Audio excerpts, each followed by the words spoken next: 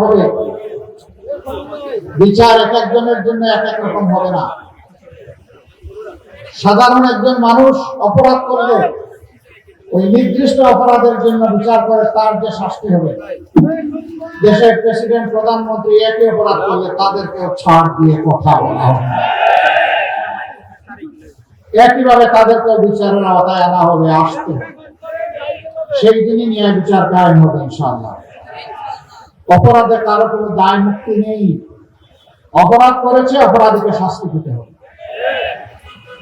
দেশের টাকা লুণ্ঠন করে যারা বিদেশে পাচার করেছেন তারা সহজেই টাকা ফেরত দেবেন আমরা জানি, কিন্তু এটা কার টাকা? এটা কি তাদের বাপদাদার টাকা? এটা আপনারা শুধু মানুষের টাকা। আজকে জন্ম নেওয়া শিশুর টাকা, ফুটপাতে হাত পেতে মানুষের কাছ থেকে যে ভাই বোন ভিক্ষা করে, এটা তাদের টাকা। রাষ্ট্রের আয়ের তিন খাত, ট্যাক্স, বিদেশি অনুদান এবং বিদেশি ঋণ, এই তিনটা মিলে রাষ্ট্রের তহবিল সমস্ত মানুষের উপরে সমানভাবে দায় বর্তায়। আমরা কথা দিচ্ছি ইনশাআল্লাহ, যদি 13 তারিখ থেকে নতুন বাংলাদেশ হয় তাহলে নতুন বাংলাদেশে এই ফ্লাইট কোর্স রোয়ানা আদায় করার জন্য সব ভাবতে আপনারা ছাড়া এখানে কোনো আপোষ নেই।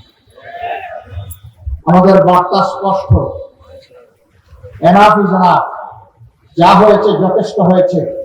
এই পথে আর কেউ হাঁটুক, কোন ফেসিবাদ হাঁটুক জাতি এটা দেখতে চায় না। আমরা মিথ্যা কোনো আশ্বাস জাতিকে দেব না, কিন্তু একটা কথা আল্লাহ তাআলাকে সাক্ষী রেখে বলবো, বাংলাদেশের মানুষের জীবন, সম্পদ এবং ইজ্জত এই তিনটার হবো ইনশাআল্লাহ মহারাবা। এদেশের মালিক হব না, জনগণের সেবক হব।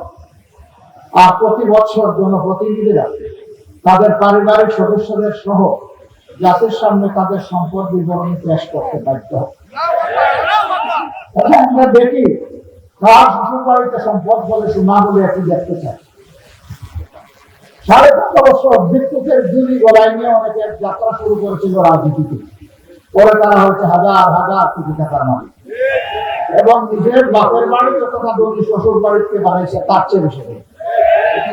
ও চুরির টাকা কোথায়? জনগণের চুরির টাকা নিয়ে ওখানে। আমরা ওই নতুন শ্বশুর বাড়ি আর তৈরি করবো না ইনশাআল্লাহ। শ্বশুর বাড়ি থেকে যৌতুক নেওয়া যেমন হারাম, জনগণের লুণ্ঠিত টাকা ওদের কাছে রাখা তার চেয়ে ভয়াবহ। এই দুইটার ইনশাআল্লাহ অসম্ভব। এই প্রিয় দেশে নারী পুরুষ সবাই মিলে দুনিয়া সব জায়গার মতো বাংলাদেশ। আমাদের দেশে আমাদের মা বোনদের ইজ্জতের কোনো নিরাপত্তা নেই, ঘরেও নাই, রাস্তায় নাই, কর্মস্থলেও নাই। ইনশাআল্লাহ অগ্রাধিকারের ভিত্তিতে এটাই আগে নিশ্চিত করা হবে।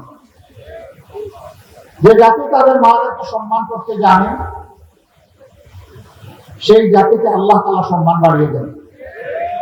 আর যে জাতি তাদের মায়েদেরকে, মায়ের জাতিকে, মা বোন এবং মেয়েদেরকে সম্মান করতে জানে না, আল্লাহ তাআলা কিভাবে তাদেরকে সম্মানিত করবে? দুইজন মানুষ সবাই মায়ের গর্ভ থেকে দুনিয়া এসেছে, হযরত আদম আলাইহিস সালাম এবং হযরত হাওয়া আলাইহিস সালাম। বাকি সবাই মায়ের পেট থেকে দুনিয়া এসেছে। হযরত ঈসা ইবনে মারইয়াম আলাইহিস সালামের বাবা ছিলেন না, কিন্তু মা ছিলেন। মায়ের ঋণ শোধ করা কোনো সন্তানের পক্ষে সম্ভব নয়। সেই মাকে একটু সম্মানও দেখাবো না, এর চাইতে বড় জুলুম আর কি হতে পারে? ইনশাআল্লাহ আমরা তাদের সম্মানটুকু এবং নিরাপত্তাটুকু ইনশাআল্লাহ আমরা নিশ্চিত করব। আল্লাহ যেন আমাদেরকে তৌফিক দান করেন।